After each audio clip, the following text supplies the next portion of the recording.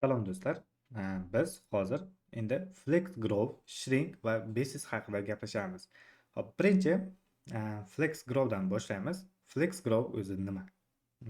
Buning uchun qayerda konspekt qilib borsak bo'ladi. Hop, mana bu yerda keling, men alohida bitta paragraf ochaman va ushbu paragraf ichida yozib boraveraman. Misol, hop, bo'ldi. Ya'ni bizda 3 ta flexning, ya'ni itemlar uchun bizda 3 ta qiymat bor, ya'ni flex grow, shrink va basis. Ya'ni flex grow qancha joy egallasin degan savolga javob beradi. Flex shrink ekran kichirayganda qanchaga qisqarishini ko'rsatadi. Flex basis esa boshlang'ich o'lchamni ko'rsatar ekan bizda. Xo'p, bizda ko'rib turganingizdek, men 12 ta item tayyorlab qo'yganman va bu yerda qanchadir masofa bor. Xo'p, men endi shu joyga keling, space between degan qiymatni kommentariyaga olib turaman. Aha. Align itemslarni ham kommentariyaga olsam bo'ladi. Yo'q. Align items qolsin, ya'ni yuqoridan joylashib tursin. Align content bo'yicha. Ko'rib turganingizdek, bizda quyidagicha yana bittadan item uchun bo'sh joy qolmoqda. Ya'ni bu yerda biz boxga agar flex grow 1 beradigan bo'lsak, ko'rib turganingizdek, biz har bir itemga 100 pikseldan qiymat bergan edik. Lekin flex grow 1 berganimizdan so'ng bu hamma elementlar, ya'ni shu kerakli konteynerni to'liq egallab turibdi. Ya'ni bu bizga qancha joy egallashini ko'rsatmoqda. Bunda biz bo'sh joy bo'lsa element qanchaga kengayishini ko'rsatyapmiz. Ya'ni bu qiymati, flex grow qiymati 1 yoki 0 yoki 0 dan yuqori qiymatni olishi mumkin. Ya'ni 0 va 1. Odatda 0 va 1 qiymatlari bilan ishlanadi. Keyin bu ishlashi bizda bu yerda 12 ta element ko'rib turibmiz. Ya'ni o'sha 12 ta element bo'ladigan bo'lsa, har biri, ya'ni flex grow 1 bo'ladigan bo'lsa, o'sha joy, ya'ni ushbu konteynerimiz 12 ga bo'linadi va har bittasi shu qatorni, ya'ni har bittasiga shu 12 ga bo'lingan element shuncha masofaga bo'lib beradi. Nima desam, kengligini, o'lchamini shu 12 ga teng bo'lib beradi. Nafaqat 12, misol bizda keling 8 ta element bor deylik. Mana 8 ta element va aynan mana shu masofani, misol pastdagi oxirgi 7 va 8 elementni ko'radigan bo'lsak, o'sha 7 va 8 element bo'sh qoladigan joyni barchasini to'ldirib bermoqda. Ko'rib turganingizdek. Xo'p, buni keling flex grow'ni o'chirib turamiz. Va mana bizda quyidagicha shuncha joy, masofa ortib qolmoqda va o'sha kerakli masofani, ya'ni flex grow avtomatik kerakli qiymatga bo'ladi va aynan o'sha masofadagi bo'sh joylarni, qoldiqlarni to'ldirib beradi. Xo'p, bu xuddi shunday ishlaydi bizda. Agar misol bizda qaysidir itemga, ya'ni qaysidir elementga ko'proq qiymat beradigan bo'lsak-chi. Misol keling. box elementimizda NTF chalt orqali nechinchidir qiymatini chaqirib olamiz. Misol keling, biz 3 deylik. Aynan mana shu 3-elementimizni nechtadir masofani olishini ko'rsatamiz. Misol flex grow agar 2 beradigan bo'lsak-chi. Ko'rib turganingizdek, bu nisbatan kattalashdi 2 bo'lgani uchun.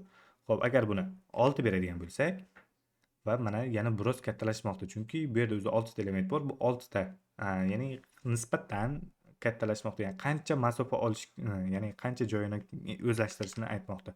12 beradigan bo'lsak, mana yana ham kattalashmoqda. Xuddi shu tarzda biz qaysidir elementda biroz yana ham kattaroq ko'rinadigan qilishimiz mumkin. Tak. Bu xuddi shunday ishlaydi. Nafaqat bu 7-elementga beradigan bo'lsak, mana 7-elementimiz 12 ta masofa, 12 ta joyini olib turibdi. Agar 15 beradigan bo'lsak, mana quyidagicha maksimalni yuza olish mumkin bo'lgan joyini olib turibdi. Endi bundan ham ko'proq olish mumkin. Biz qancha katta raqam qiymat bersak, xuddi shuncha masofa oladi. Misol, mana 5 tasi 30 ga teng ekan, flex grow bo'yicha va 30 ta qandaydir bo'shliqni olib turibdi. Ya'ni xuddi shunday tartibda joylashtirib bermoqda. Ana endi buni F12 bilan moslashtirishni ko'rsak, quyidagicha avtomatik o'zi responsiv bo'lib bormoqda. Xo'p, buni ham o'chirib tursak, mana quyidagicha ko'rib turganingizdek, xuddi shunday tartibda ishlaydi. Ya'ni flex grow'da xuddi shunday ishlashimiz mumkin. Ana endi bizda flex shrink. Flex shrinkni vazifasi ekran kichrayganda element qanchaga qisqarishini ko'rsatamiz.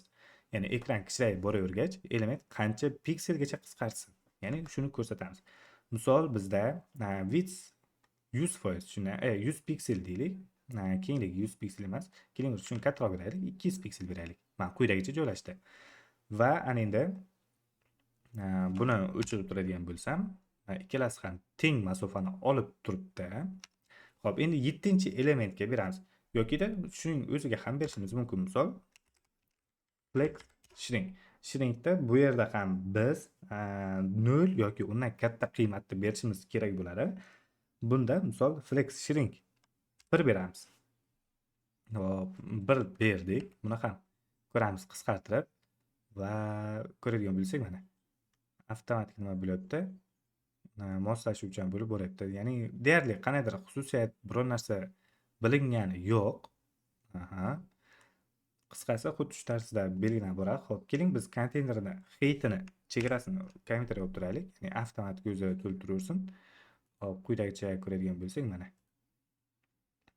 Xo'p, shrink 1 berganimizda qanaydir qiymat yo o'zgarish deyarli sezilgani yo'q. Flex shrink 0 bo'lsa, ekran kichrayganda ham o'sha o'lcham saqlangan bo'ladi. Scroll chiqib qolishi mumkin. Ya'ni 0 bo'lganda bizda mana bu ko'rib turganingizdek scroll chiqib qolyapti qayergadir. Hop. Bu scroll chiqishining sababi bizda mana bu yerda width 800 piksel konkret berib qo'yganimizda, shu uchun scroll chiqyapti. Max width beradigan bo'lsak, bu ham avtomatik responsive bo'ladi. Tak. Bo'ldi. Ko'rib turganingizdek bizda avtomatik responsive bo'lib, ya'ni bular ham avtomatik misol moslashganda, misol mobil holatga kelganda hammasi masofasi bir xil bo'lib, kerakli maydon to'ldirib turibdi. Bu flex grow vazifasi. Shrinkda ko'radigan bo'lsak, mana shrinkda ortiqcha hech qanday hodisa bo'lgani yo'q. Agar buni kommentariy olib tursam, nima bo'lishi mumkin? Hop, mana bizda hozir buni majburiy noto'g'ri kod yozishimiz kerak bo'lyapti. Chiqarish uchun qanday yozishni bilmayman, qanaqa xato yozishi. Hop, qisqasi shunaqa joylashadiganini ko'rishingiz mumkin. Ya'ni avtomatik responsivni ham beryapti, moslashuvchanlikni ham beryapti. Ana endi keling flex basis haqida gaplashamiz. Flex basis bu ya'ni boshlang'ich o'lcham vazifasi elementni boshlang'ich o'lchami, kengligi yoki balandligini konteyner yo'nalishiga qarab oladi. Xo'p, buni quyidagicha o'tamiz. Flex basis. Hop, auto beradigan bo'lsak, bu o'zi avtomatik masofalarni oladi o'zi. Hop, bunga pikselda o'lcham berishimiz mumkin. Piksel, foiz, RAM yoki boshqa nimalarda berishimiz mumkin. Qiymatlarni misol 200 piksel beramiz. Va bizda boshlang'ich qiymat 200 piksel. Keling, 200 emas 100 bersak ham bo'ladi. Mana 100 beradigan bo'lsak, e'tibor bering. Har bir elementimiz endi 100 pikseldan oldi. Hop, ko'radigan bo'lsak 118 bo'lib turibdi-da, padding hisobiga. Bu ham. Hop, buni kichiklashtiramiz, ko'ramiz. Hop, e'tibor bering, 100 pikseldan avtomatik 100 pikselga borganda qisqarib ketmoqda. Hop, 112. Hop, yana sal yaqinlashtiramiz. Hop, 104. Hop, qanada? 106 piksel va yana qisqalashtiramiz. Hop, mana e'tibor beradigan bo'lsangiz, deyarli 100 pikselga kelganida, deyarli 100 pikselga kelganda bizda sindirib bermoqda vrap. Va 100 pikselgacha, ya'ni 100 pikseldan kichik bo'lsa, avtomatik sindirib yuborishini aytmoqda mana. Ko'rib turganingizdek, xuddi shu tartibda ishlamoqda. Buni biz ixtiyoriy o'lcham berishimiz mumkin. Misol 200 pikseldan pastga sinsin. Mana 200 pikseldan beradigan bo'lsak bo'ldi. Ya'ni 200 piksel bo'lganda minimal o'lchamni beryapmizda. Ya'ni 200 pikselgacha masofani olib bersin deb. Hop, 100 beradigan bo'lsak quyidagicha, ya'ni 6 ta qatordan joylashyapti. Qisqasi xuddi shunday. Bunda o'sha element qisqarib borganda, ya'ni bu element boshlang'ich qiymati, ya'ni shu boshlang'ich qiymati 200 piksel bo'ladi. 200 yozaylik hozir. Yani bu yerda boshlang'ich qiymati o'zi 200 piksel bo'ladi. Hop, flex grow yoki shrink orqali keyin bu o'lcham o'zgarishi mumkin. Ya'ni flex grow va shrink orqali bu o'lchamlar yanada o'zgarib moslashuvchan bo'lib boraveradi. E'tibor beradigan bo'lsangiz, mana bizda hammasi juda ajoyib, juda chiroyli ishlamoqda. Misol 100 qiladigan bo'lsak, mana har 100 pikselga teng bo'lganda ushbu itemning kengligi avtomatik pastga tushirib yuboradida va elementni bo'sh qoldirmaslik uchun o'ziga yetarli maydonni olib to'ldirib ketadi. Bunda Flex Grove yordam beradi. Ya'ni Flex Grove orqali bo'sh joylarni avtomatik to'ldirib oladi. Agar buni Flex Grove'ni o'chirib turamiz. Xo'p, e'tibor bering, bu yerda qancha bo'sh joy turmoqda va buni katta kichik qilamizmi, farqi yo'q. Bizda bu piksellar bir xil qiymatda turibdi.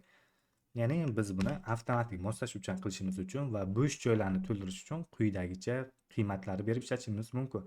Va endi buni hammasini, xo'p, bu yerda biz bitta hammasini yozib chiqyapmiz. Buni alohida bittada yozib olishimiz ham mumkin. Shunchaki flex qiymatini o'zida bir beradigan bo'lsak, bu flex grovni ham nimasini elementlarni ham bir xil olib beradi va xo'p, birinchi qiymat flex Grow'ga tegishli, ikkinchi qiymat o'zi oborsak ham ko'rsatyapti. Mana tepada pastki kaskada Flex Grow, Shrink va Basis.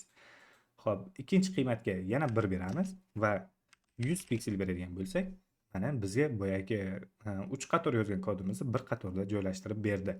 Xo'p, agar o'rtada Shrink olib tashlasak, avtomatik Shrink bilan Glow ham bir xil qiymatni oladi va 100 pikselni qabul qilib oladi. Asosiysi biz xuddi shu tarzda ishlasak bo'ladi. Ya'ni flex 1 va maksimal o'zi maksimal qiymatini, maksimal emas, minimal qisqarish mumkin bo'lgan qiymatni ko'rsatamiz. Bu narsalarni hop, keyingi darsda bir amaliyot qilib kart taxlab ko'ramiz. Ya'ni kartlarni taxlayotganimizda aynan mana shu narsalarga e'tibor berib, xuddi shu ishlatgan, o'rgangan hamma texnologiyamizdan foydalangan holda bir amaliyotcha qilib ko'ramiz.